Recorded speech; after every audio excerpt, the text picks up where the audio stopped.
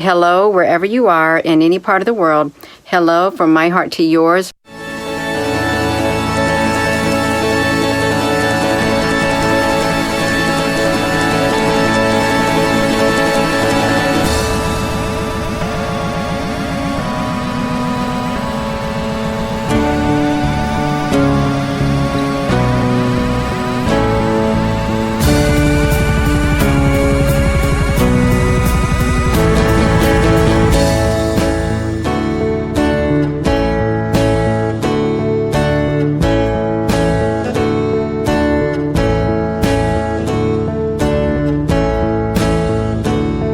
See the same people every other day, but we never say hey, cause we're never looking the way, or my face was in my notebook, we passed each other, didn't look. But these are the people of the towns, of the towns, the towns, of the towns. And large cities are just a bunch of big small towns, big small towns, overlapping side by side, big small towns.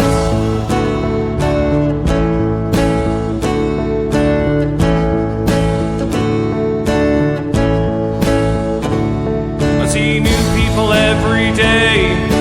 Everyone's on their way, doing the things that fill their day.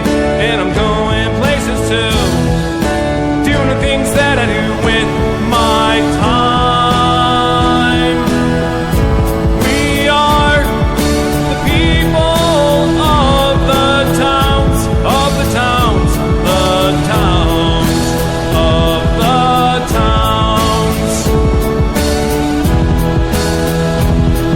And large cities are just a bunch of big small towns, big small towns, diagonal, top to bottom, big small towns.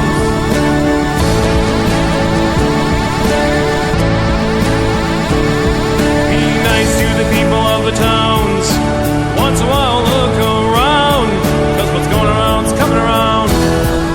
What came around's coming around. What's going around's coming around.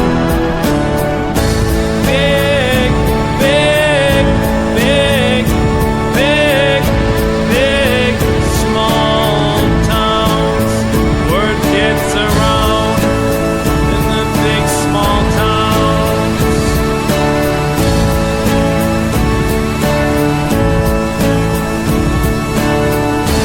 Big, big, big, big, big, small towns. Word gets around in the big small towns.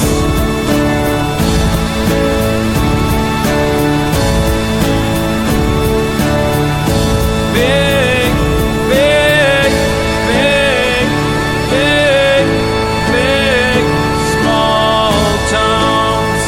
Word gets around in the big small towns. Hey everyone, welcome to Downballot. We do the show live every Tuesday, 7:30 p.m. Pacific, right here on Twitch. That's twitch.tv/Echoplex Media. It is also simulcasting to other places that do not matter. So if you're in any of those places that don't matter, head on over here to Twitch. If you're listening on the podcast, make sure you follow the channel because we're live 6 nights a week. And today, earlier, people got a treat, and the Media Wench did her first solo stream from her new abode. And she did episode 2 of Soups, which is where we pretend that the Shasta County Board of Supervisors is a sitcom called Soups. And anyway, I'm producer Dave. You can find me on Grindr. Uh-oh. I don't have sound from the councilman. Everybody, this is recorded live. This is not a you problem. So this is a me problem. Let me see if I can figure this out. Oh, there we go. That's the problem.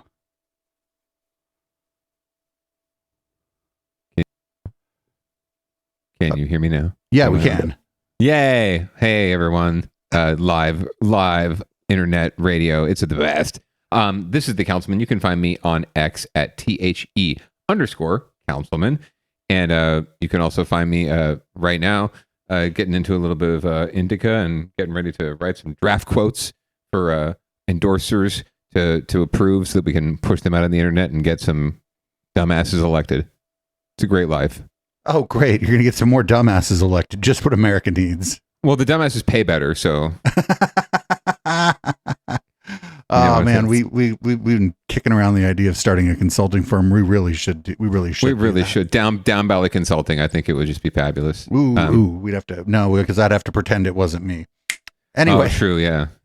Anyway, we can take assumed names or something. Anyway. So earlier today, one of Media Wench's Maine Coon cats just took out the stream like during her show. So the stream has been constructed to be impervious to all except for cats. Except for a giant Maine Coon cat named Turkish.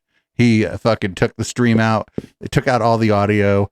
Couldn't even figure out what was wrong. We had to restart her computer and unplug the audio interfaces and everything. We don't know what that fucking cat did, but it was amazing. And Is after that what you call it was, I'm going to pull a clip of it and put it up because after he took the sound out, he was like pawing at her, being like, "Hey mom, did you see what I did? Hey mom." And then she shut the stream down because there was no fucking sound. It was so great. He was probably very proud of himself. Oh yeah. He was. Is this what you call Turkish delight? Yeah. Yeah. Well, zing. we learned one thing is that you don't let the cats climb on the desk under any circumstances. Yeah, probably not a good idea. Even on Catterday? Ooh, especially on Catterday. They're feeling bold on Catterday. It's true. They got opinions. You think they don't know what day it is? No, they definitely do. They've got that cat sense, right? Yeah, they know. They know that it are Catterday. The sixth sense. Anyway, shall we get into it? Yeah, what do we got for leading off? Well, we're just going back to the well here. I mean, this is the story that's going to keep paying dividends for this show for a long time. So everyone should be familiar by now, if you're in our listener/viewer base, with California Forever. They are the billionaire mogul tech bro group, more than likely, well, maybe not funded by Peter Thiel, but funded by a lot of people like Peter Thiel, who are attempting to build from scratch a planned community in the middle of Solano County, out near Travis Air Force Base. And they've been pretty secretive about the plans to date. But they've just released apparently a map and early schematics of the full community, and not just the Norman Rockwell paintings that we've seen so far.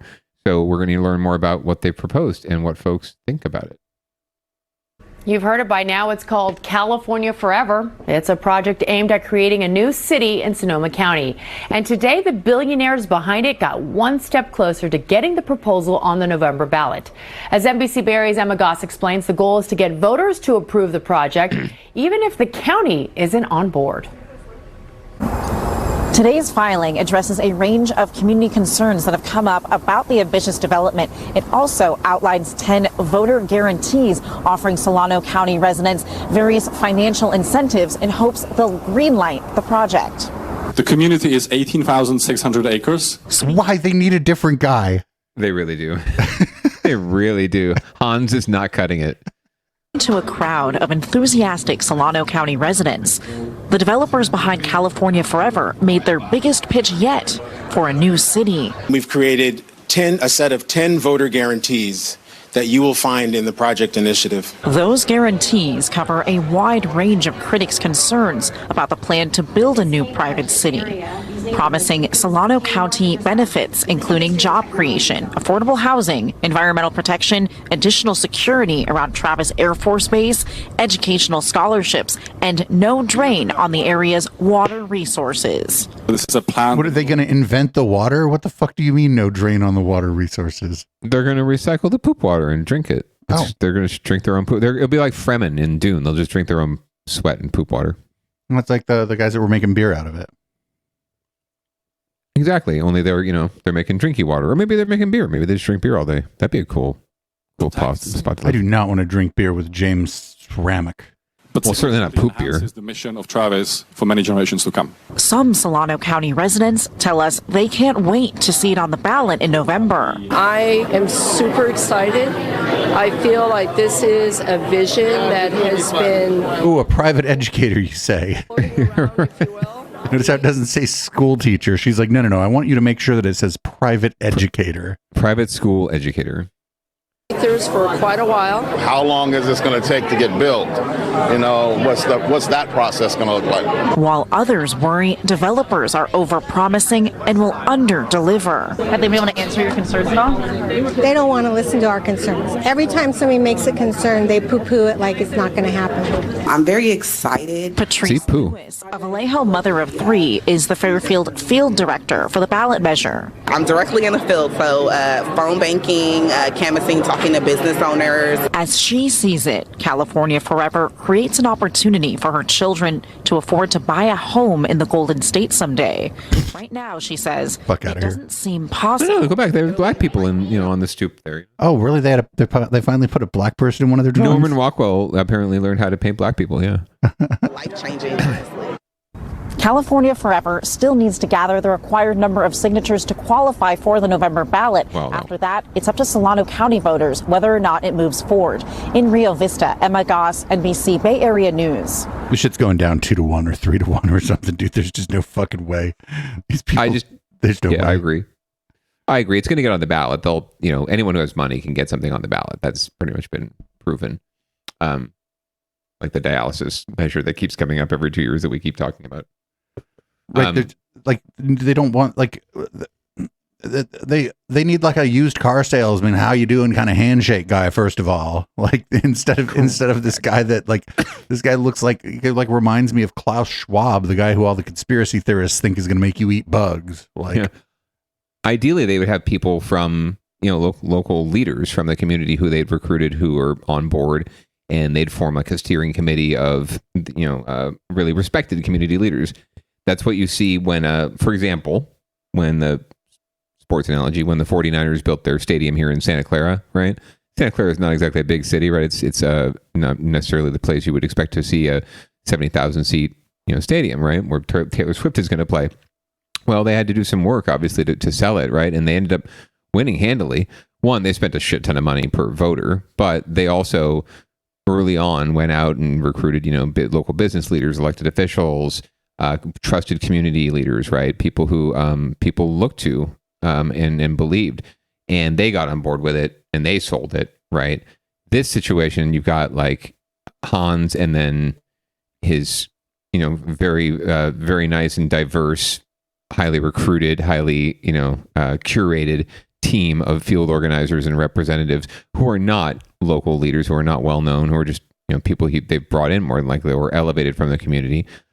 Because they look like the community, for lack of a better phrase. So I don't know that this is going to work as well. This is more like carpet bombing and not so much building from the ground up. This is building from the top down. It's carpet bombing and carpet bagging. Correct. Yeah, it's top down organizing, and top down organizing very rarely works, especially when they really do need to build, public opinion behind this. This is not just like some school bond or something that's very easily understood, right? And then a voter can read the pamphlet and just say, oh yeah, I like this or I don't like this. Like there's a lot of nuance to this, and they need to do some selling because you're right. First glance, most voters are going to say, get the fuck out. Somebody in chat called it trickle down homesteading. Right. And frankly, I'm surprised like they didn't start this sooner, because they would more than likely benefit more from a March primary electorate. The November electorate is going to be a little younger, more progressive, even in Solano County, more progressive, and a little more suspicious and less likely to believe the hype. So I don't know why they're targeting November, but perhaps because maybe they wouldn't let Citizens Initiative on the ballot in March. That's all I can think of. But it's not a very friendly electorate for them, so they're going to have some work to do. Have you ever seen that movie Brazil? Top 10 movie for me. Absolutely. So I would make the no campaign videos all look like the movie Brazil. Right. As like what is going to end up happening in this fucking city. If you see something, say something. Central Services is here to provide for you. We've on to talk about your ducts. Are your ducts old fashioned? out of shape. We have the latest in duct design. Yeah, no, that's absolutely. Everyone listening, watching should absolutely go download Brazil from whatever service has it. I don't think it's on Netflix because I've looked for it because I wanted to show it to. I vote piracy. Wife. Yeah, there you go. Piracy works. The Good Wife needs to see this, so it's on my list of flicks to show her. But yeah, Terry Gilliam, the Monty Python veteran, the only American in Monty Python. Also X-Files. Director. Also X-Files. So he directed it. It's got fantastic cast, including Robert De Niro. So if anybody hasn't seen it, just think of 1984, but nothing really works correctly. Right. The fridge, the heating system, everything's broken down, everything's exposed, the typewriters, right? And it's one guy who knows how to fix shit at the office, right? There's always that guy. But anyway, that's your main character. It's a beautiful, beautiful movie. Go check it out. I don't want to say anything more. Right now, let's move on to winners and losers, where there are no winners unless you were rooting for somebody, and then they're probably going to lose. Or you shouldn't have been doing that. Yeah, whatever. I did that wrong. Anyway, don't have hope. You should never have hope. Do not have hope during the winners and losers segment. I mean, well, at all. I mean, that's really what Downballot's entire message is in a bottle. The audacity of hope. So what's our? This shows more about the audacity of nope. The audacity of nope. There you go. What is our first story in winners and losers? Well, just showing you the power of solidarity and the power of organizing and the strength of the brand of being a teacher, regardless of how much they're paid. The CSU faculty, the California State University faculty, went on strike earlier this week, as in like yesterday. And wouldn't you know it, suddenly they have a deal. So we're going to learn more about why they went on strike, what they got, and who won and who lost, if anyone. Well, new developments for Cal State students everywhere. This is thanks to a late night deal. A planned week-long faculty strike is over just one day. The strike disrupted what for many is the start of the spring semester. Today in the Bay's Ginger Conejero-Sam joins us live at San Francisco State this morning. And Ginger, students are still on break right now, right? They are. Laura and Marcus, good morning to you. They're still on break, but they head back to class on Monday. Some of them putting in the work during their break to show their solidarity and support to their university teachers who were scheduled to picket all week. That has been avoided now that a tentative agreement has been reached by faculty members and California State University management. That tentative agreement was announced at 10 p.m. last night. What it highlights, a lot of it was a sticking point about pay. CFA members and California State University management has agreed on a 5% increase retroactive to July of 2023, and then another 5% increase for all faculty beginning in July of this year. The agreement will also raise the salary floor, increase parental leave, and extend the current contract to the end of June in 2025. CFA's president says the tentative agreement makes major gains for CFA members. Those members launched a one-day strike back in December. Some of those faculty members here at San Francisco State, and you're seeing some of that footage from that one-day strike that was also mirrored in at least 3 other campuses across the state. Yesterday, the strike extended to more campuses and threatened to last the entire week until that agreement was reached. The CSU chancellor praises the agreement, saying it will enable the California State University system to fairly compensate faculty while also protecting long-term financial sustainability. Some CSU campuses go back to the classrooms today. Some of those students, wake up, CSU, East Bay, Cal Maritime, and Sonoma State among them. San Jose State goes back tomorrow. And as mentioned, San Francisco State would, their schedules would not have been disrupted in all of this. But it's good that teachers and students are going back to the classroom without this hanging over their head. Marcus and Laura. So that's good. Yeah, actually, this was originally going to be on the docket as a ongoing strike because I did not think that this would be resolved right away. But hey, like I said, it's the power of organizing. So good on the teachers; they get their money, their monies, and good on the university system for stepping to the table and getting something done for the children. And I mean, it's 2023 was kind of a big year for labor, and it seems like this is kind of spilling out over into 2024, and that's real good. Yeah, I'd say so. good on them. Let's hope they don't let it go to their heads. Yeah. Okay. Well, moving right along. Yeah. What do we got next? Well, in this next story, basically, some people lose more than others, but everyone basically loses. It's about housing, so that should be no surprise. We talk about housing. Financial experts often advise you that you should spend no more than 1/3 of your pay on housing, but that doesn't really fly around here. New data reveals renters in the East Bay are having the toughest time with this. Let's bring in our investigative reporter, Hilda Gutierrez, who joins us with these details. Hilda. Yes, the government defines affordable housing as the costing no more than 30% of your income. But residents in the East Bay, where rent was once considered affordable, tell us they surpassed that percentage a long time ago. And the latest census data agrees. Like when I say rent prices to you, what's the first thing that comes to mind? A significant part of a paycheck. It's too much. Really too much. Ridiculous. Lakeisha Jones and her 3 children moved from San Francisco to Pittsburgh 13 years ago because living in the city was no longer affordable. At the time, she says prices in Pittsburgh seemed fair, but not anymore. People are, scrambling, trying to figure out how to pay bills and how to keep the lights on. Do I pay my car insurance or do I buy food? It's almost kind of one of those type of things. And do you keep a roof over your head? New census estimates for 2022 show nearly 3/4, 73% of renters in Pittsburgh were burdened by housing cost, meaning they spend more than 30% of their income on rent. Pittsburgh tops cities across the Bay and sits 4th overall nationwide. They're so high that I decided not to move here. How's that? Arthur Rainey says when he was apartment hunting in Walnut Creek last November, he became so discouraged by the high rent, he decided to move out of state instead. I said, never mind, I won't do that. I decided I'd just live in Omaha, Nebraska and do my work out here. And how much are you paying out there for something similar? Oh, actually, it's not even comparable. So I have a 2-bedroom penthouse condo out there for $2,200 a month, 1,500 square feet. When we looked at the cities with the highest rent burden in all of the Bay Area, 3 of the top ones were here in Contra Costa County. Pittsburgh and Walnut Creek both saw double-digit increases in burden renters compared to pre-pandemic estimates. Antioch is the only city in the top 5 where the number actually went down after the pandemic, but still enough burden renters to make the top 5. At the county level, Solano and Contra Costa had the highest percentage of burden renters in the Bay Area. Only San Francisco had fewer than 40% of renters facing burdening costs. They recommend to only spend 30% of your income on your housing. Let me laugh.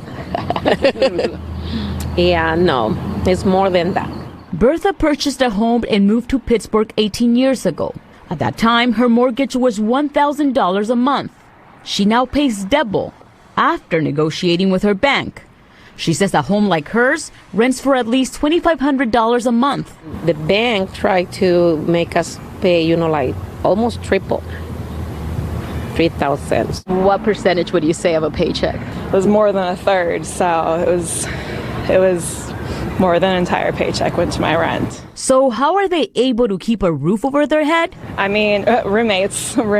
So you have to kind of juggle it and figure it out, working 3 or 4 different jobs, all of the Instacarts and the DoorDashes and all of those type of jobs just to kind of make ends meet. Yet there are positive signs for renters that the local housing market cools off. Average rent in the Bay Area this month fell about 13% versus this time last year, according to estimates from Zillow. With the investigative average rent fell 13% versus this time. I don't know. How does that mean? How do they measure that? I don't know. I'm sus of that number, to be honest with you. But yeah, I have no idea how they measure it. What the incentive is for? Do they measure it like new leases? I would guess so. It had to be some sort of publicly accessible documentation. So I imagine that's what it is like new leases. Anything that has to be filed publicly, that can be scraped from a database. Yeah, because I don't think the average person's rent went down 13%. I really don't believe that at all. You never get a notice from your landlord that says, "Hey, surprise, your rent's going down." Right. And there's like month to month, fluctuations, like down 1% or 2% here or there, but not that kind of, even that year over year. That's a lot. Yeah, I don't know where they're down 13. I don't see that at all. That's huge. Yeah. And some of those numbers are skewed anyway, right? Like, for example, Santa Clara County at 44%. Well, a lot of the folks who can't afford to live in Santa Clara County have already moved out of Santa Clara County. More likely like Solano or Contra Costa County, right? Because it was more affordable at the time, and now it's becoming less affordable. But you see maybe less of a percentage of our population in Santa Clara County that is rent burdened. But it's simply because it's also skewed because there are simply less folks who are rent burdened who have left, or more folks who have rent burdened who have left. So just a good tip for when reading charts and numbers and data. Yep. Always thinking about the underlying context. Now I got a weird story. You never hear of an In-N-Out closing. This is out of Oakland. We'll let the news fearmonger about the In-N-Out closing.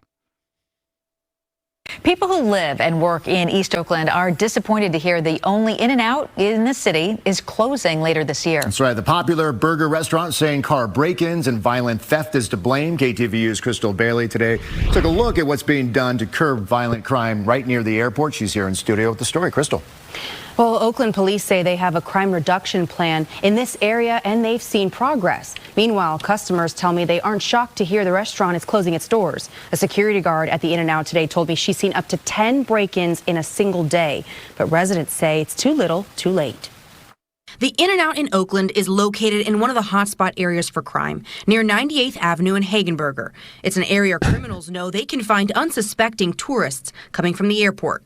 Although that wasn't an unsuspecting tourist. Location for 18 years, they just the guy they think that they're God. Or customers to work and visit an unsafe environment. You can't even leave your car right here to go in there. Within 1 minute, your stuff is getting smashed. I love this place. I hate to see it go. On Sunday morning, as In-N-Out announced its closure, Oakland police say they arrested someone for removing an ATM from the wall at the Bank of America, less than half a mile away. And just a couple hundred feet away at the Raising Cane's on Hagenberger, a manager says they were forced to close their indoor dining area and provide employees with a secure fence for parking, all due to break-ins. It seems like another thing is closing in Oakland, another thing is leaving Oakland, all this stuff. And I get it now. You know what I mean? People ain't trying to deal with this, but, we're the ones, especially us East Oaklanders, like, we really suffered. Oakland residents blame city leadership. The crime getting worse, so the city really need to help us out. Like I said, you're finally now starting to see a little bit of police around here, but it's just a little bit too late, too little, too late.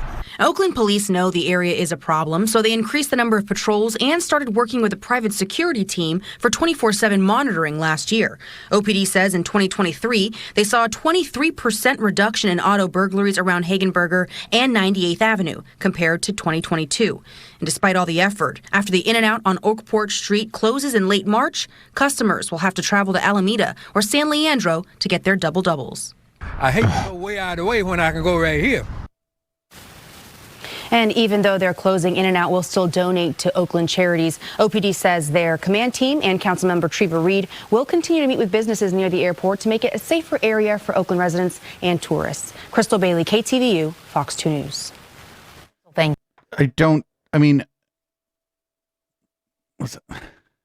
I'm confused. Okay, tell me. Don't most people that go to In-N-Out go to the drive-thru? I guess. I always go inside, but that's just me. I think that's because the line for the fucking drive-thru is insane. Yeah, and you can actually get food faster, and it's fresh. And if you don't have anything else to do, why not just get it and eat it there? Yeah. I like the very top of the story when they spoke to a security guard who said they had seen up to 10 break-ins a day, and I'm like, man, you're a really shitty security guard. Well, they're not supposed to they're not supposed to intervene. I guess, yeah. But the other security guard towards the end of the clip with the coffee and their smartphone out. I mean, that's actually their job. Except I guess she wasn't really observing, but she could have been on a break or whatever. I suppose it's being visible too is always good. Having eyes on the street, as it were. Yeah, I don't know. They can cite that. There might be other reasons. And it could just be this particular location, right? Like, I haven't heard of In-N-Out closing any other locations. So it could be that this particular location has its issues. Hopefully they'll find another spot in Oaktown to set up shop so that folks can get their doubles. You know what I'm saying? I know I feel you. I totally feel you. I need my double animal style, light lettuce, light tomato. I did see somebody in the chat saying that like the taco trucks and stuff in that neighborhood are better anyway. That's more than likely true. So this could be a blessing in disguise for everyone involved. The prices are going up anyway too. You can't get like a nice In-N-Out meal for less than like $10 these days. So, well, next we're going to go back down to San Jose, and it looks like sir. We're following up on a story we covered before. It looks like one of these racist cops that sends racist text messages was more racist than we thought. Actually, totally racist. We start tonight with a former San Jose cop dismissed after numerous racist text messages were uncovered. Tonight, we're learning there may be even more damaging text. Former officer Mark McNamara is already facing a lawsuit related to an on-duty shooting of a young man involved in a restaurant brawl. The investigation into that shooting first unearthed those racist texts. Wait a minute. No. A young man. Did not shoot a young man involved in a restaurant brawl. He shot a young man who took a gun away from an assailant and possibly saved people's lives. And restaurant is really a stretch for Lubbock. Let's just put that out there. Sorry, but no, that's a gross misrepresentation of what actually happened. But now a judge has ordered the release of additional texts, and some say those are even more troubling. Here's NBC Bay Area's Robert Honda. The current legal trouble for former San Jose police officer Mark McNamara started in March of 2022 when he responded to a brawl at a San Jose taqueria. That's where he shot Kawan Green, who had tried to stop the fighting and was holding a gun he had taken away from an attacker. During a deposition, McNamara said he felt he didn't do anything wrong, but was contrite. Where's that deposition? We can do testimony Tuesday sometime here. I'm sorry. I would apologize to every single, and I have. If you go through my body worn camera, I've apologized. I apologize to almost everybody I use force on. I don't like doing it. It doesn't make me feel good. But new questions were raised about McNamara's state of mind when a police investigation turned up racist text messages from that time period. They included a text to another officer that read, "I hate black people." I mean, come on. Could you at least nail more on the head?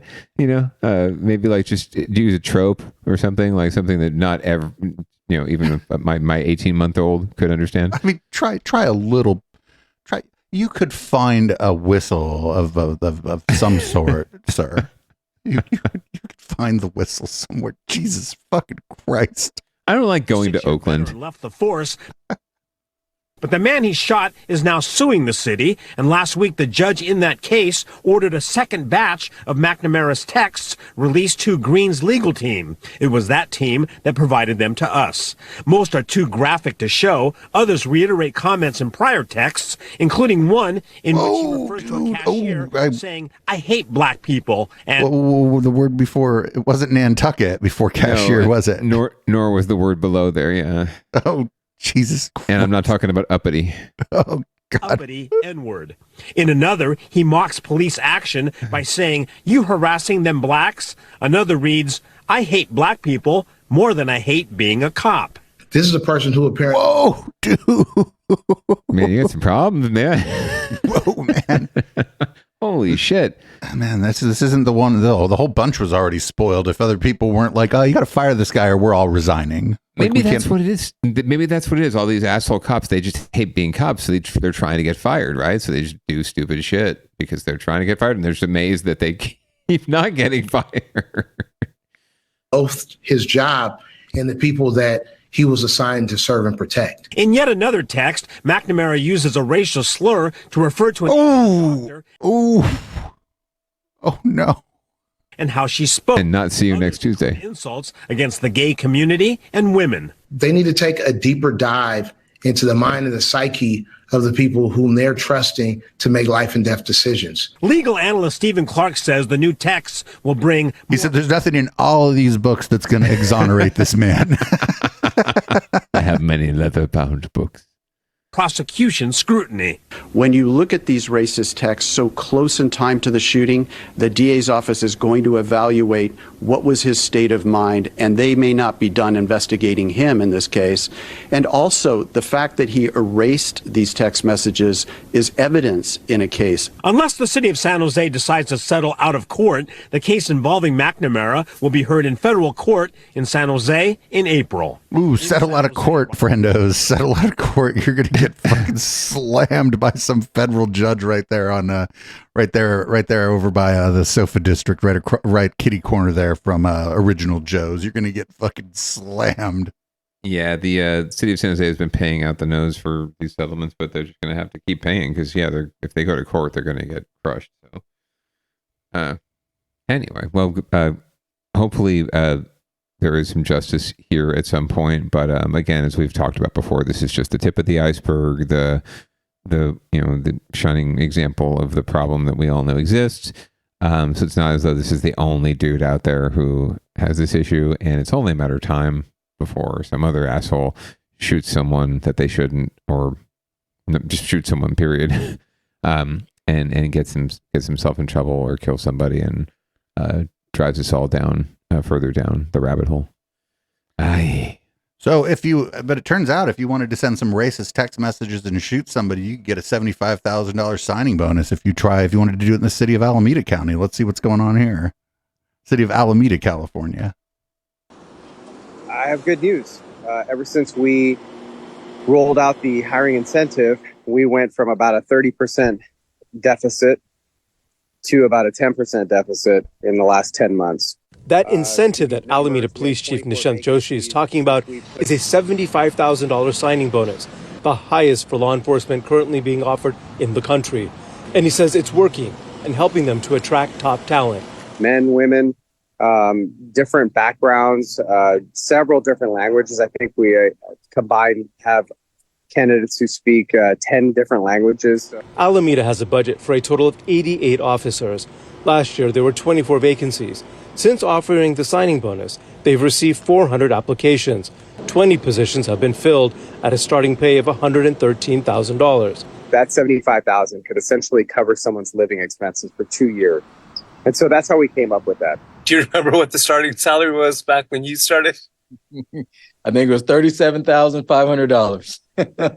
And back then, it felt like a lot of money. So, San Francisco Police Chief William Scott says SFPD salaries are almost quadruple for new recruits from when he started. SFPD claims to have among the highest starting pay for new cops in the U.S., and they've streamlined the application process. Ooh, not good. It's so competitive. A lot of people who are interested in this type of work, they're not going to wait. They're going to go to another department if we don't open our academies up and open our doors. So that model, we believe, has helped change the game as well. Over at BART, Interim Deputy Chief Christopher Vogan says they have 31 vacancies out of 242 positions. BART increased base pay by 20%, and for the past year have been offering a $15,000 signing bonus for those with previous experience. Part of the hiring bonus is the fact that we're not having to pay to put somebody through a police academy. As with other agencies, Vogan says the bonus is working.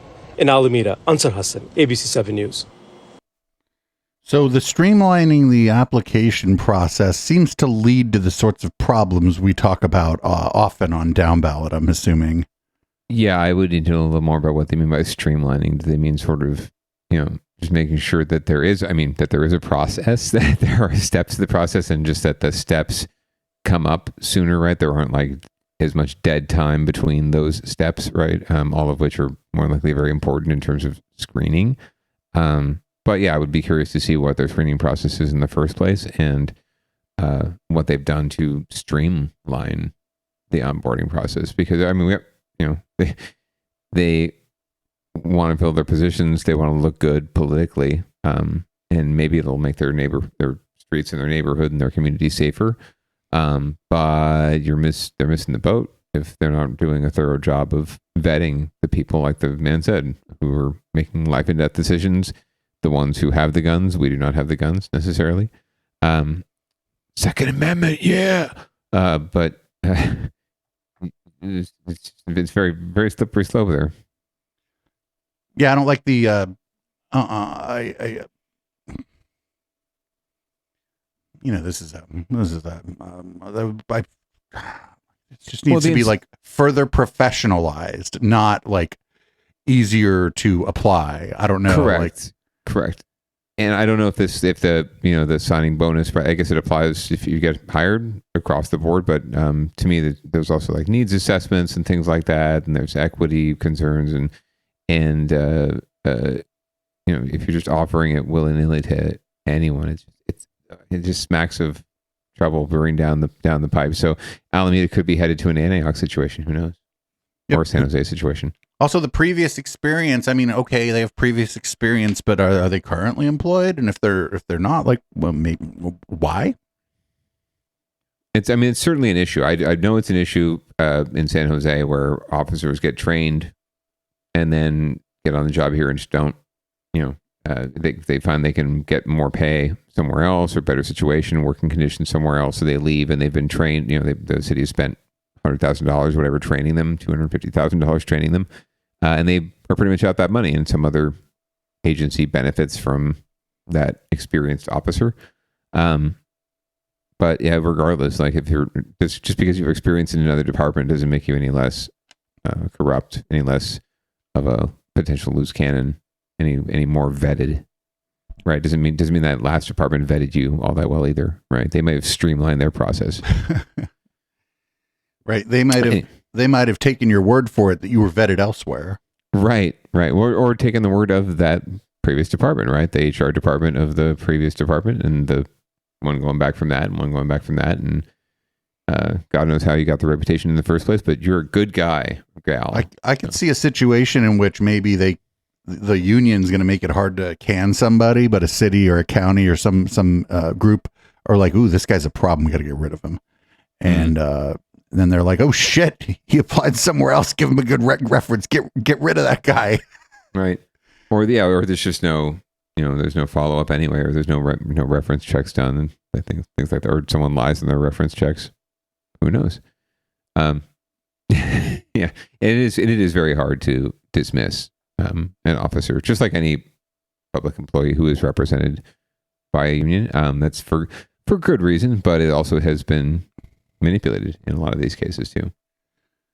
All right, well, we're going to move on to get your shit together, and it seems like this is a Mayor Ed 209 versus homeless encampments. Let's see what's going on here. Ending the era of encampments and providing an alternative to the streets is a push from many Bay Area communities. On Saturday, San Jose Mayor Mahan, along with 2 other council members, introduced a memo to prevent encampments from returning to the Guadalupe River Trail in the heart of downtown.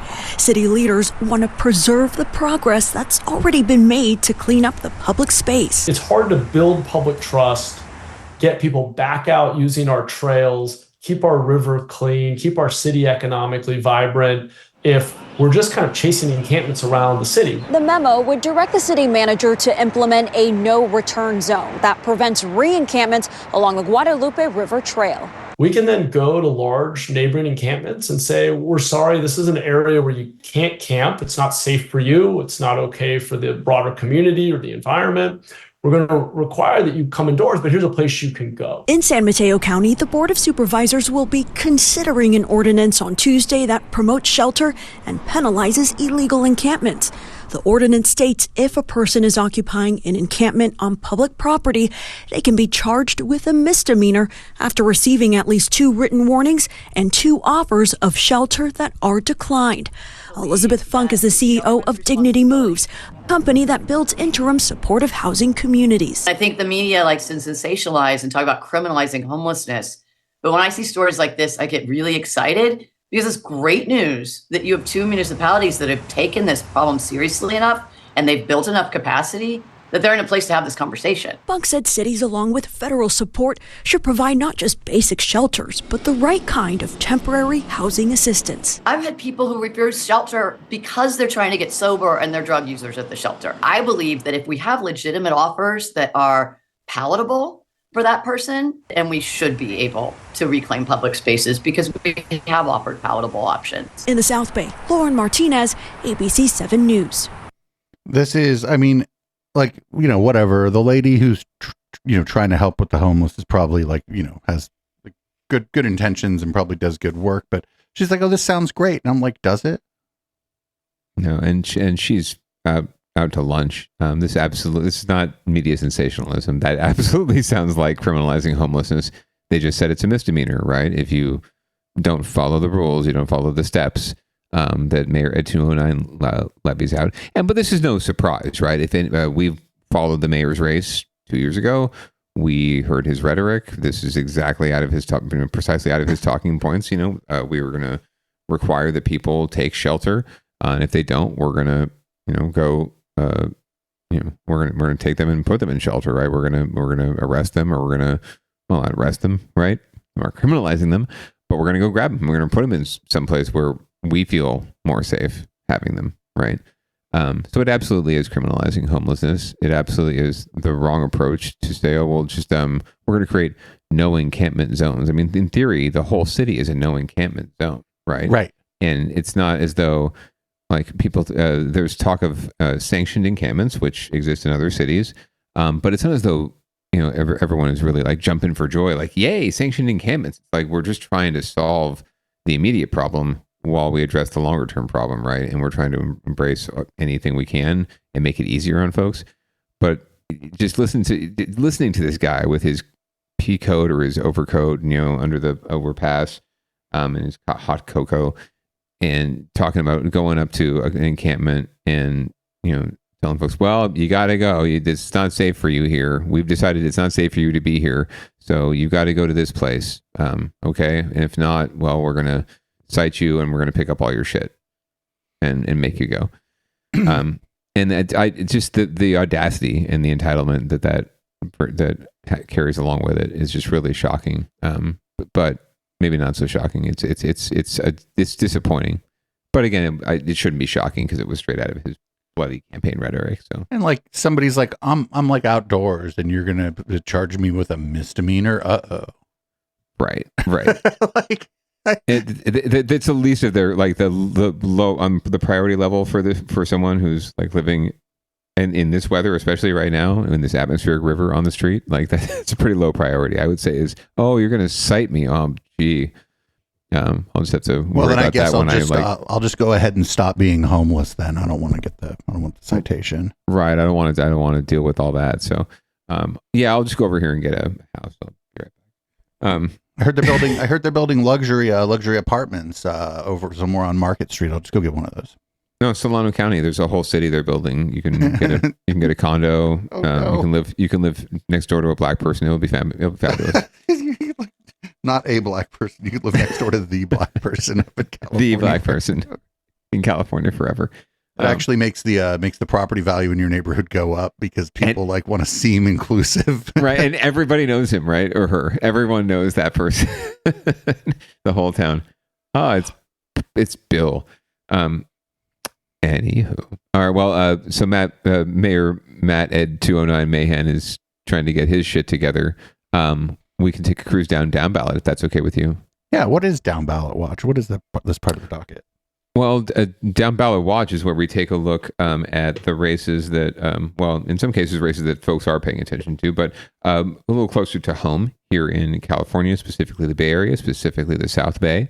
But generally around the Bay, we try to focus on this area. And when the national and the local intersect, we have stories like this one, where we've got a former baseballer of some sort, of some acclaim, who is running as I don't know if he's the lone Republican. I think there's like 1 billion people running for this, but certainly the most prominent Republican running for the U.S. Senate seat that's going to be vacated by the passing of Dianne Feinstein. So we're going to hear more about Steve Garvey. He had a visit to the Bay Area recently, so there was an interview with him. We're going to learn more about his interest and his why he's seeking this seat. Hear from, so I'll go. Former major leaguer Steve Garvey brought his campaign tour to the Bay Area. The U.S. Senate candidate meeting with members of the Jewish community in Pleasanton. Now, the former Dodgers and Padres star is running as a Republican in a very crowded field of candidates, hoping to fill the seat previously held by the late Senator Dianne Feinstein. He sat down. Oh, man, he said everything I just said. I should just let him as say his it. campaign works to build support up and down the state. When it's all said and done, probably Mr. Schiff and I will be standing next to each other, and people will decide. Former professional baseball star Steve Garvey confident in his Senate run. The first-time candidate running as a Republican has watched his chances of an upset grow. The latest poll from Emerson College shows Garvey in second place to Democrat Congressman Adam Schiff, with Representatives Katie Porter and Barbara Lee following behind. I think yeah, but who are those Porter and Barbara Lee people going to end up fucking voting for if they like not this guy? We need a good, common sense, compassionate voice like Steve's, and we know he's a team builder, and we know he'll build consensus. Garvey in the Bay Area meeting with Jewish leaders to hear about concerns like anti-Semitism in the wake of the Israel-Hamas war. He said he supports Israel's right to defend itself and continued U.S. aid. As a rule, we stand by them, from beginning to end. As a rule? But we always have to remember we've got to put the United States first in terms of making sure that, our military is a deterrent. Garvey said he also wants to meet with Palestinian Americans. His campaign probably don't want to meet with a Republican. They're like, fuck off. Focused on domestic issues like the southern border, which he wants to close, crime, and homelessness. He recently toured encampments in L.A. and Sacramento. What do you think the federal government can do to better serve the homeless? Government should start listening to the local projects that have become very, very effective. The Alpha Project in San Diego, very effective. Dream Center in Los Angeles, very effective. Garvey said he wants greater accountability for homeless spending, but did not cite a specific policy proposal. It will be helpful for him, and I think he will do this to articulate policy proposals and things he intends to fight for. I think one thing Steve will be very good at is striking a conciliatory tone. The idea of bringing people together. Stanford's Lonnie Chen knows the challenge of running as a Republican in the state. He ran unsuccessfully for controller in 2022. Chen points to the 2-to-1 registration advantage for Democrats and the divisive effect of former President Trump, an issue Garvey avoided. If he is the eventual nominee, do you get behind him? You voted for him twice. Do you endorse him? I'll be pragmatic, use common sense, and I'll decide who I think is going to be best for my country and my life. The single most difficult race in America isn't the presidency. It's for a moderate like myself in California. It has not stopped his opponents from tying him to Trump. A Schiff fundraising email saying Trump's MAGA loyalists would turn out to vote for Garvey. Garvey said he's focused on his own campaign and trying to advance to the general election. Barbara Lee, Katie Porter, and Adam, never in the world thought there'd be anybody else in this race. It was the three of them. They were going to battle it out for... They are battling it out. Progressive stand in Washington as senators.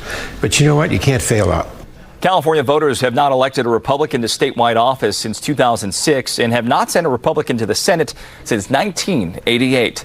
Reporting in the newsroom, Greg Lee, KTVU, Fox 2 News. So, that guy's just running to be the guy that loses in the runoff, right? Yeah, it's God knows why. Maybe he just loves acclaim and fame and notoriety and being out there in public, and or someone told him, do this. It'll be fun. You can write a book about it.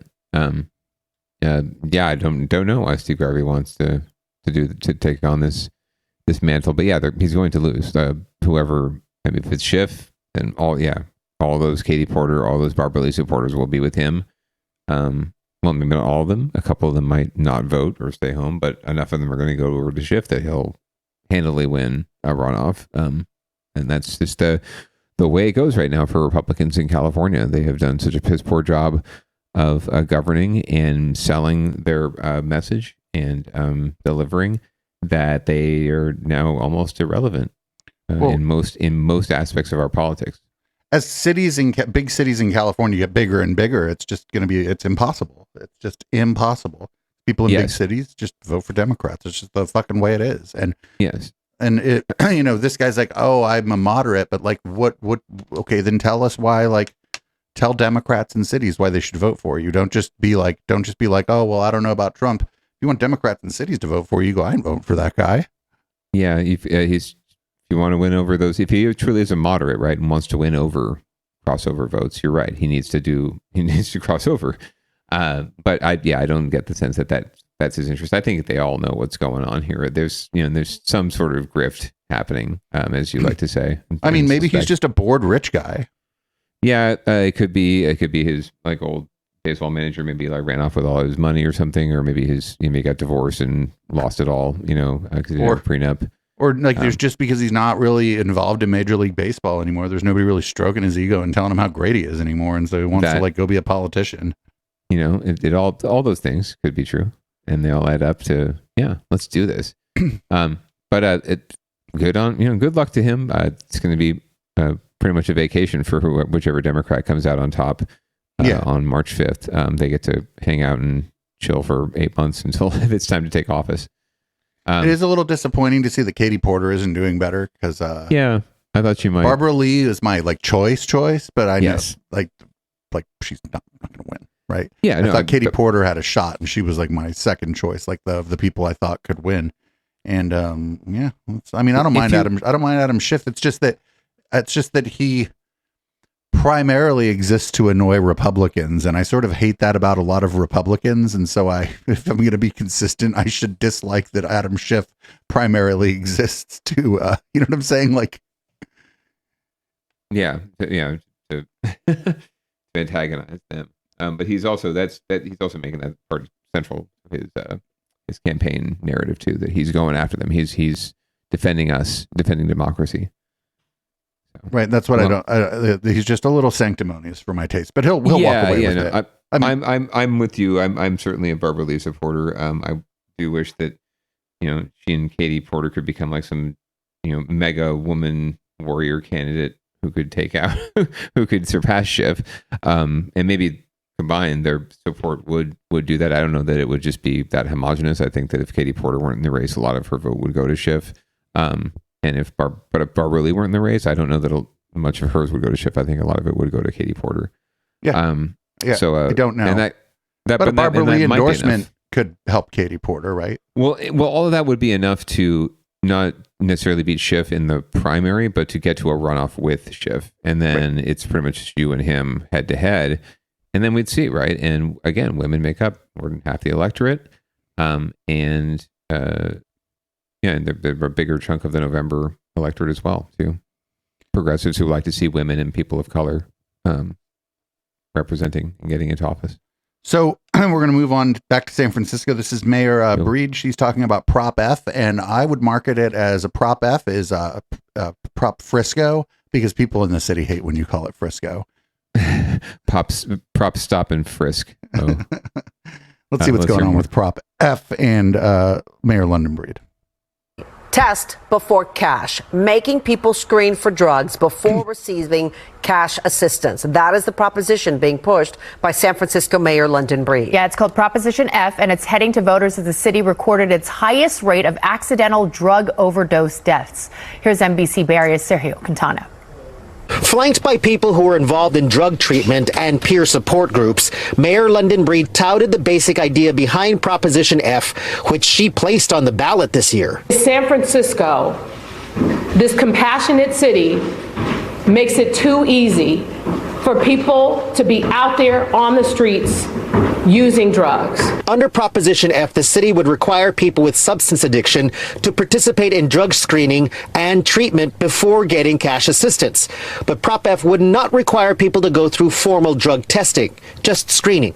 Supporters of Prop F, like Cedric Akbar, with a group called Positive. Wait, what is screening? Is it just vibes-based? Right, that's what I was... Hey, man, are you high? I have no idea how that's different from testing.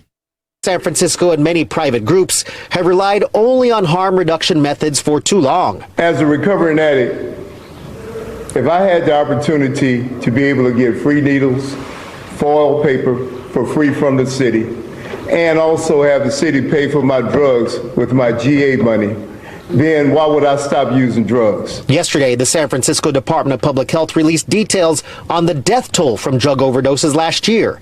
806 people died in the city from accidental overdoses. That's the highest rate ever. 4 out of every 5 of those deaths involved fentanyl. Dealing with the drug epidemic seems to be a priority for voters. According to a poll conducted in November by EMC Research, 66% of the 500 voters polled voiced support for Prop F. But opponents say the measure could have an unintended effect. They say it could push people who are in publicly subsidized housing into homelessness. Under this proposition, if they are found to be having a substance use disorder and mandated to go to treatment and they don't comply, they will lose that assistance and they will lose their housing. Some members of the Board of Supervisors and the city's Democratic Central Committee have also come out against the proposition. Proposition F is one of 3 measures that Mayor London Breed is backing this election season. Prop C aims to help developers convert office buildings into housing easier, and Prop E gives more surveillance and pursuit powers to the police department. With Prop F, Mayor London Breed says the hope is to try and break the cycle of addiction by changing the way the city deals with the issue. What we are doing now is a part of the problem. In San Francisco, Sergio Quintana, NBC Bay Area News. So real quick, that guy mentioned if I knew I could get needles. The needles aren't just for the people that are using. They're a public health issue. Yeah. Yeah, public health issue. Correct. Yes. So yeah, basically Measure E for and Measure F for fuck off. Yeah. Screening test. It's only screening. It's not testing. Of course it's testing. And you're going to, someone who needs assistance, you're going to force them through this, these hoops when you could just, compassionately say like, here's your, let's let screening, right? Screening would be, to me, you're getting the assistance. You're going to get the financial assistance, and we're going to screen you for drug use. And if we do find that you're a user, we're going to offer you treatment. We're going to offer you these services. Here it is. It's right here. You want to come in? Do you want help? You want help? We're here to help, right? But that's what screening is. This is testing. It's a prerequisite to getting the money, right? So it's testing. And if they're like screening people without any kind of like a scientifically based test, and it is vibes based, well then like they're just going to assume that anyone that looks a certain way is on dope, and anybody that has it together a little bit more isn't. You know what I'm saying? Right. I mean, and that happens, every time there's a cop pulls someone over, right? Or a TSA, pulls someone aside, right? They don't have to have much suspicion. They just have to have a vibe, like you said. And it's dangerous. But it's up to the voters. So they get to decide at the end of the day. And these are on the primary? That's in March. Is that right? It sounds like this is happening in March. Yeah. So it's a tough electorate too. So get out and vote, San Francisco. You got some measures. Measure C sounds okay. I like the idea of converting making it easier to convert office to residential. That's nice. We could use more of that. But that's only one of those 3 I would. Yeah, but that's only going to help rich people that want to live in a high-rise building. Oh, but then they'll move from there. Okay, yeah, I understand. Like the knockoff effect of that over time would probably be and end up being positive. Okay, I understand. Yeah, and the theory being that the more inventory you produce at any level, right, gets costs under control. Like I don't think it brings costs down, but it certainly can help to level out the increases to some extent. All right. Well, looks like the candidates for Rep. Anna Eshu's seat had a meeting of some sort in Palo Alto. Yeah, they had a forum. This is where you talk to the regular people of your district. Correct. Sponsored by the Jewish community of Silicon Valley, or a few different Jewish community organizations. Well, let's see how the news covers this. Let's see. Well, tonight, leading candidates in the high-profile race to replace Congresswoman Anna Eshu shared their thoughts on the ongoing Israel-Hamas war. It was a forum hosted by the local Jewish community. Oh God! Why are they talking about this? Palo Alto with the details. Well, I guess because they're running for Congress, so they actually would have some. This is the one group where they would have some power to affect something, right? Budget funding, aid to Israel, right? Things of that nature. Community Center in Palo Alto, a nearly packed house to hear Santa Clara County Supervisor Joe Simidian, Palo Alto City Council member Julie Lithcott-Hames, State Assembly member Evan Lowe, former San Jose Mayor Sam Liccardo, and former Saratoga City Council member Rishi Kumar, as they hope to fill Anna Eshu's seat in Congress after she retires at the end of her term. I do not support the ceasefire because the threat of Hamas hasn't been neutralized. One of the topics at the center of this forum, the role the U.S. government should play in the Do not stop shooting is what he just Kumar said. Stood firm in his support for Israel. Liccardo doesn't support a ceasefire at the moment either, but he does call for an extended humanitarian pause. Enable the release of hostages and to enable relief. Are any of these people going to buck? Palestinians that are suffering horribly. Lithcott says the U.S. should continue to be Israel's ally. Part of allyship is to hold our friends accountable to hard truths. Just today, the Biden administration called on Israel to turn the power back on in Gaza, and I applaud that. Simidian says there should be an understanding that Israel has a right to defend itself and an obligation to minimize civilian casualty. Surely we can all agree no. A 2-year-old toddler is a 2-year-old toddler. Whether that is the smallest of Palestinians or Israeli Jews, some sense of common humanity. And Lowe talked about how his visits to Israel have helped inform his position. Let us recognize that there are still hostages, American hostages. We must not lose sight of that. Other issues talked about included the rise of anti-Semitism, immigration, and gun control. Some who attended tonight's forum say it helped them decide who they'll vote for. I almost had my mind made before I came here. I may change it. The March primary is about 7 weeks away. The top 2 candidates will advance to the November election. In Palo Alto, Jocelyn Moran, NBC Bay Area News. So, like I understand that they'll be like voting, but this shouldn't, like, why is everything about this? Well, I mean, this particular event was probably set up to be about that, given the sponsors of the event. Relief. So, whoa, sorry about that. Hey, no. But the other thing that I don't want to get too much into this. The other thing I don't like is like conflating the nation state of Israel with Jewish people, like on the planet, because those aren't those aren't the same group of people. Correct. Yeah, I think we should certainly reinforce that. We do it a lot here, but I think we should continually reinforce that because sometimes, at times, we and others are critical of the nation state of Israel, and we definitely certainly don't want that conflated to mean that we are disgruntled with and or attacking the Jewish community at large, because it's not the case. Yeah, they should be and should be considered and are two different things. So the one of the other things that's baked into this is that the anti-Semitism somehow comes from Hamas, like here in the United States, and it comes from white supremacists. So yeah, absolutely. And a lot of those white supremacists, they don't necessarily like the people running the nation state of Israel, but they sort of think maybe the Likud party has in some ways sort of the right idea in some sorts of ways, you know? Sure. Certain things that they do. I just wish it was somebody else doing it, you know? But yeah, this one of those situations where none of these candidates are really going to, pop off and go off on their own kind of tangent. Everyone's going to try and toe the middle ground, the middle road, and not set off any wildfires. I just feel like the middle ground is a ceasefire, but all right. That's producer Dave. You're so rational. I don't know what to do. I need a beer. I feel like the middle ground is let's stop actually for now. Yeah, wouldn't that be nice? We just stop. Just maybe not now. Just stop. Just gonna take a look around, see what's going. Oh, there's nothing going. Oh, you blew it all up. But there's nothing going on there anymore, guys. No, you pull up your big person pants and be the bigger person. Someone's got to stop. Someone says no more. Anyway, we're going to go on to end another thing, and I'm shocked that there's no animals or car versus building here, but it was a slow news week as far as fun animal news, and maybe cars just didn't hit structures this week. I looked. There was an interesting story about bears, but we can always cover it next week. So this is actually a story we covered at the time it happened. This is a couple of years ago, I believe, during the mayor's race.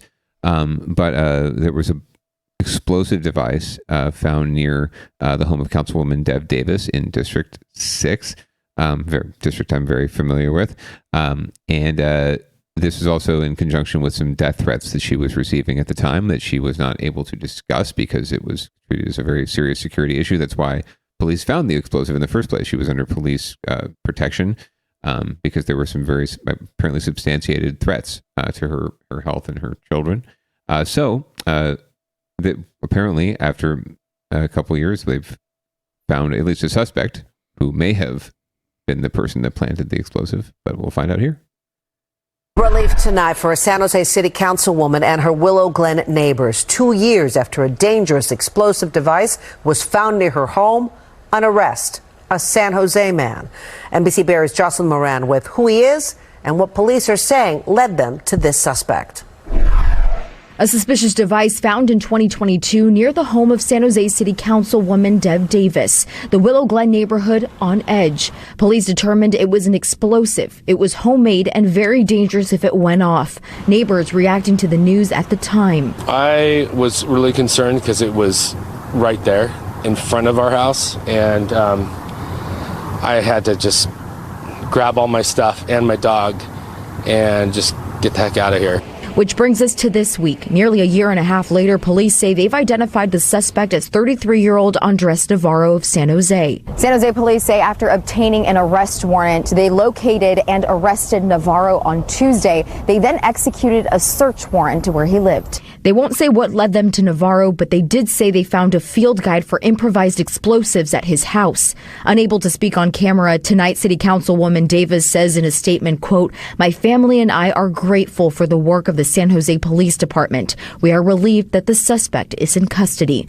At the time, Davis was also a recent mayoral candidate. The motives and the circumstances are still under investigation at this time. And while police have not publicly made any connection to Navarro, they're asking anyone with any information to please call San Jose Police. In San Jose, Jocelyn Moran, NBC Bay Area News. That's not going to be a guy where the neighbors were like, he doesn't look like he's built bombs. The neighbor's going to be like, of course that guy built bombs. That guy, really? Nice beard too, by the way. Yeah, so, hopefully this does neutralize the threat to the councilwoman, because no matter what your politics are, I think we'd all agree that public service is hard enough without getting threats to your health and well-being from random mass people in the community over stuff that you can't really control. Things need to get a lot worse in San Jose before you're going to catch me and the councilman advocating for people to start building IEDs. I know, right? Well, there are maybe there's one council member, I don't, to be named later. Okay, with that, do you want to read out the show lest we get ourselves in trouble? Yes, I definitely have to avoid getting myself in trouble, especially after the way I led off the show, just going right to it. Anyway, thank you so much, Producer Dave, as always, for running the dials this week on Down Ballot. We do this show every Tuesday night at 7:30 Pacific, except when we don't, right here on Twitch, live, and in all sorts of other places. You can download it as a podcast. We are the 9th best local news podcast in California, according to some dude. You should definitely get vaccinated. I got vaccinated or boosted today. Feels great. So get vaxxed. Wear a mask. Pants are optional. We're going to leave you with some audible smoke, and Producer Dave is going to pick it up on the back end with public comment, as always. Peace out, everybody. Have a great week.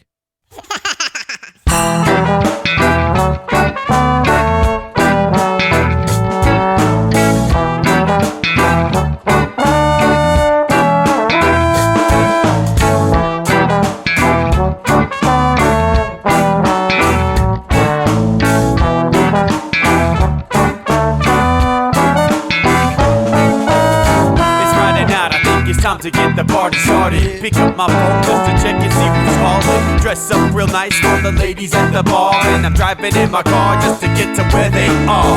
Here at the local scene is where I plant my feet. It's where I smoke my cigarette and I hold my drink. I look at all my friends, they're all blazing greens. Here at the front of the stage, waiting for MTV. Where are those guys who's standing next to me with a pipe in his hand, ready to blaze for me? About 5 minutes later, we're all singing Queen. Now get the fuck up on stage and rock the scene. Yeah, we do what we want, and what we want is to jam. So sit back and enjoy the band. We do what we want, and what we want is to jam. So sit back and enjoy the band. Enjoy that band. I turn and head back to the bar for a refill, man, because you know where we are. We're headed out to the car to smoke another one and another one. Now just when the magic starts kicking in, I hear relapse playing, you know it's time to head in. Alright everybody, now it's time to grab a new drink. Spark it if you got it and then pass it to me. Yeah, we do what we want, and what we want is to jam. So sit back and enjoy the band. We do what we want to do, and what we we want is to jam. So sit back and enjoy the band. Enjoy that band. Last up on the bill for the show tonight is Down and Dirty and 5, so we're headed outside to spark up another joint. Now who's got my lighter? Stoner E, of course. Shouldn't you be inside? I'm all up in this bitch, being who I gotta be. I'm fucked up like the U.S. economy. The truth is that I don't think logically. Stoner E take you on a psychedelic odyssey. Now inside motherfuckers is rocking me, and outside shit we smoke a lot of broccoli.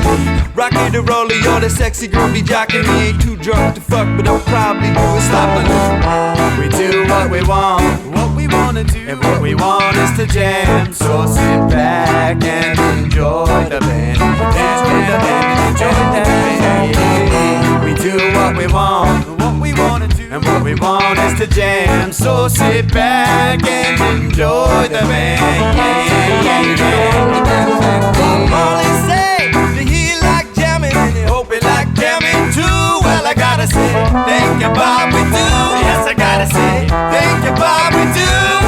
Well, Bob Marley said that he like jamming, and he hope he like jamming too. Well, I gotta say, thank you, Bob, we do. Yes, I gotta say, thank you, Bob, we do. Yeah, we do what we want, and what we want is to jam. So sit back and enjoy the band. We do what we want, and what we want to do, what we want is to jam. So sit back and enjoy the band. Enjoy that band. We do what we want to do, what we want is to jam. So sit back and